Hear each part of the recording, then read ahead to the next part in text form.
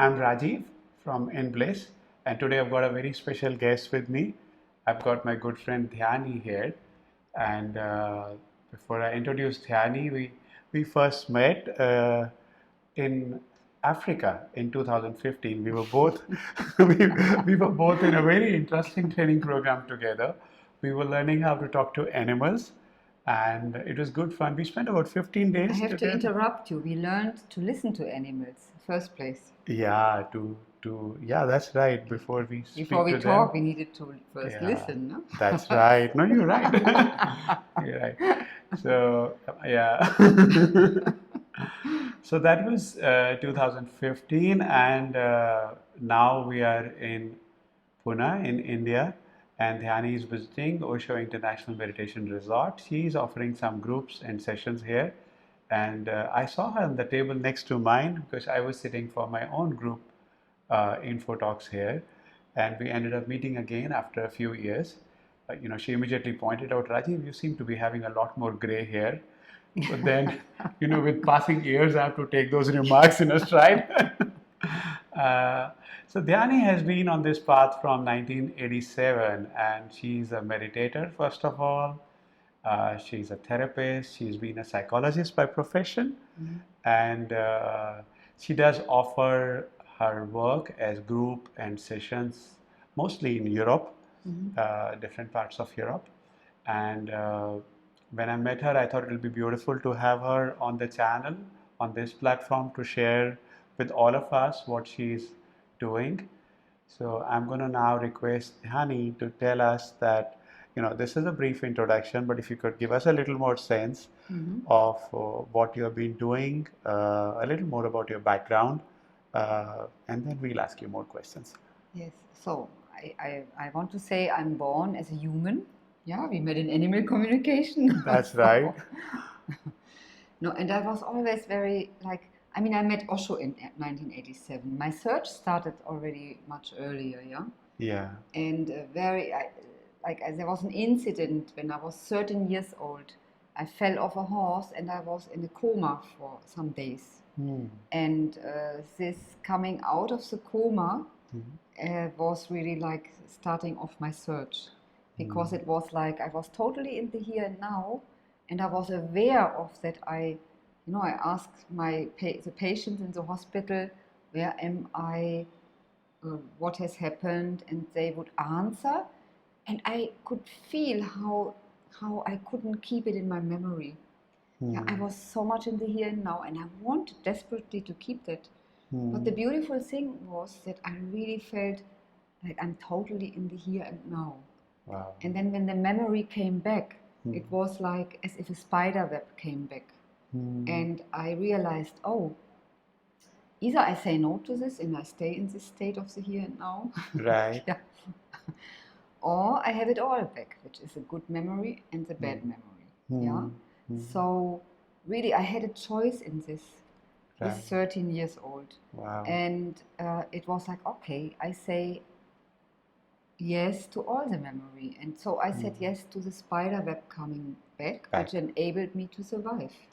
Wow. And this I felt like I will always hold and never forget. So that's actually started my That's search, the starting of your journey. Yeah. Okay. So, and that's why naturally I came to psychology and interest in people or medicine. Right. I wanted to study medicine. I was even already working in hospitals on weekends from that very day of my accident. Wow. Yeah, I wanted to experience the other side.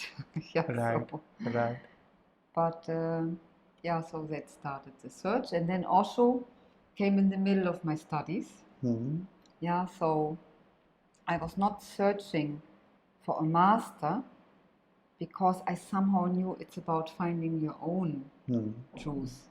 And I had met really amazing people also before Osho. And then meeting Osho, or to say, yeah, it's like, he has the title Master of all Masters. And this is what I could feel, yeah, because I never wanted a master who just has a one path. But Osho, in his he includes all of life. He talks about all the masters, Jesus, Buddha, Mahavir, all the Zen teachers, the masters. Yeah, and really he includes all of life from sex to super consciousness. Right. Yeah, so I felt like, even when I first came to Osho, it was like, how can I make my very life my meditation? Wow. And then Osho gave me the name Marga Dhyani, which is way of meditation. Wow. So, I yeah. just realized And that now we I share call- another thing. So I have got Dhyan Yeah. Rajiv in my name, and you've got. There's a Marga Dhyani. Wow. And now I call myself Dhyani Maria, because also being out in the world, it's like That's I right. feel I'm the bridge between Osho and the world. And having lived in this enclosed, wonderful atmosphere for so many years, where all the people come to, Right. but at some point in '96, I felt like I needed to leave and do my work in the world. No? Wow. Maybe also tell us, like, what type of trainings have you undergone, and what else is your background? You told us you're a psychologist, but a little more for us. Yeah. Okay, I started studying psychology, and then Osho came in between. Yeah. Mm-hmm. So, and at that time in '87, when I first met Osho, I felt like, oh, he was very, very fragile. And I knew at some point I will continue and finish my psychology studies, but in that moment it was more important to be There in with Osho's him. presence. No? So I interrupted the studies to really make that possible. Okay. And did you do any other trainings also apart from psychology for the work that you do now, or? We would sit here until tomorrow morning if I. But the most important was when I met Osho. Before I had met Osho, I had studied homeopathy. I've studied naturopathy plus psychology, and also I learned palmistry in India. That's another story. And I learned astrology, and so I was very much into. Psychology didn't satisfy me, and since I'm very curious, and I guess I'm blessed with a little bit of intelligence. Yeah, so I needed to learn more. Learn more. And But just hold on, I want to interrupt and share something. She's also, apart from other things, she's also worked in Bollywood. So she's worked in 5 movies, I understand. And please hang on till the very end, and we'll hear her adventures in Bollywood the very end. Yeah, did you? And besides, I've never seen myself in any of those films, but maybe you will recognize me. But I had dark hair. I'm sure at the some time. of our viewers will find out which movie you were in. Yeah.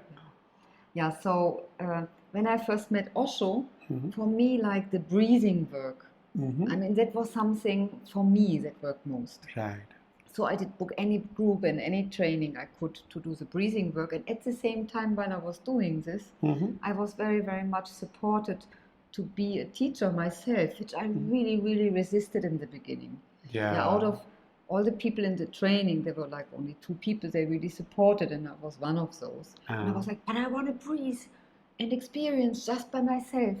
And I can only work with people once I'm enlightened. I can relate to that. I have very strongly resisted any attempt to get into therapist mode. And at that time, well, it was like this. But they were really hammering on me so that I started to work with people with breathing. Anything more? Any other trainings you'd like to talk about? Yeah, just to make it short. And then of course I did the Osho counselor training, which at that time was like the therapist training, where you learn like a lot of different techniques. Yeah. And I did also complete my studies later in the Western world. Right. But I didn't like the modern, the normal psychotherapy. I did learn Gestalt. Yeah, Okay. but in techniques like what Priya here taught as a Starsifier training, you also apply Gestalt therapy and working with the inner feminine and the inner male. Inner masculine, yeah. So, and then later, the last 15 years, I found a technique. It's called somatic experiencing. It's also trauma healing, which I find very potent. Right. And it really enabled me to not just work with people on who have a long search behind them and are very mature, but it allows me to work with people who, anybody, Okay. Yeah, and it also it gives people a teaching of meditation and Right. mindfulness, and at the same time really dissolving and trauma and learning to Right. navigate within one's own self. Right. Maybe tell us something more, like when you're working in Europe, Yeah. like what are you offering groups and you're offering one-to-one sessions? Mm-hmm. So, like, what is the nature of work that you do with people over there? Okay, I have to say, I have to make a remark. In the last 11, 12 years, I had a break with offering groups Okay. because I also wanted to reorient, and I only focused on the work to work with people individually. Okay. Yeah. Mm-hmm. So, and your question was what I'm offering individually and in groups? And in groups, yeah. Okay, What groups could you offer? Are you offering? And So individually, like in the West, very much I focused on the somatic experiencing, which is a trauma healing. No? Mm-hmm. And then I did attract people who have spiritual traumas, but also abuse issues. Okay. And then any ordinary people who want to know more about themselves. Yeah. Also the seekers and the meditators. Okay. So in the West, I call myself like humanistic therapist and spiritual teacher. Okay. Yeah. Okay. So, and what I also love to offer is like the OSHO breathwork, breathing sessions. Mm-hmm. Then I do counseling sessions, Mm-hmm. and then like Zen meditation sessions, like which is giving people mirror of self-reflection. Okay. I love to work on that end. Yeah. So it seems to be a blend of both therapy and meditation, Yes, like very so much it's so. Yes, very much so. and as Osho often says, even therapy is something which is a bridge to meditation. So she's in a way, while working on individuals, maybe helping them through therapy also to deepen their meditation. You know, I'm bored just doing therapy, but that's a secret. So, yeah. So I love to use therapy as a bridge to meditation. Bridge to meditation. I even see the meditative therapies and also dynamic kundalini as meditations which have a therapeutic tool. Yeah? Absolutely. So I started with the breathing groups, and that's what I still offer. Mm-hmm. Then I do meditation retreats, but in all the work people do with me, they at least have to breathe one more time or one conscious breath in the group. So, Okay. Okay. and then I do work like self-regulation and meditation, or I call it Alchemy of Transformation, where I teach about trauma healing works how you can apply the principles for yourself. So the work I'm doing is in the self-experiential field. Okay. Yeah, and how you can apply it to your own life and to the life in your daily life. In your daily life. Okay. So I also teach couples making love. So I do making love retreats. And no, it's not in one group room. Every couple has their own room. Yeah, so it's very, very secure and safe space. And this is also a foundation of all the work I'm doing. Right. I mean, anyway, Osho has talked a whole lot about, from sex to super consciousness, Exactly, no? yes. And I would never, in the past, I would call also part of my workshops, Tantra workshops. I don't do that anymore because the term has been abused. That's right. So I would call it like intimacy workshops. Right. Or opening to your senses. Right. Yeah, like right. to use the senses as door to perception. But the arrow is always towards how do I experience it and how I can get to know more about myself, how I can better navigate this in my own self. That's right. And then that is a basis for also conscious relating. That's right. So it would be conscious relating then. Right.